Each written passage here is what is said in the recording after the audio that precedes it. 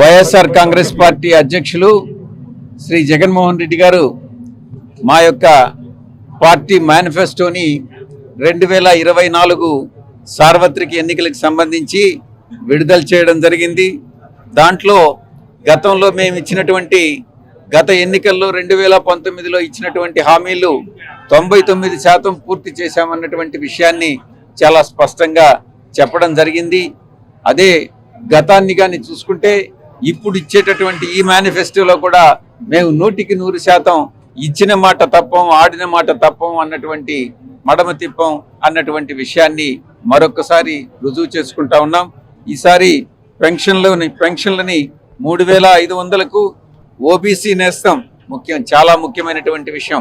OBC నేస్తం 1,20,000కు పెంపు చేయడం, అమ్మ ఒడి 15,000 నుంచి 17,000కు పెంపు, 0 వడ్డీ 3 లక్షల వరకు, రైతు భరోసా 13,500 నుంచి 16,000కు పెంపు చేయడం.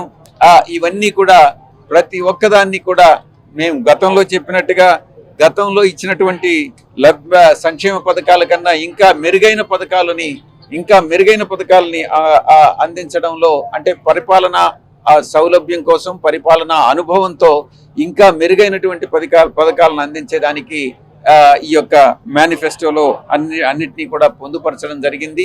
తప్పకుండా 100% హామీలను నెరవేర్చేటటువంటి హామీలనే మేము దీనిలో పొందుపరచడం జరిగింది. తప్పకుండా వైఎస్ఆర్ కాంగ్రెస్ పార్టీని ప్రజలు ఆదరిస్తారు. ప్రతి ఒక్కరు కూడా ఈ యొక్క మేనిఫెస్టోని అభినందిస్తున్నారు అన్నటువంటి విషయాన్ని తెలియజేసుకుంటా ఉన్నాను.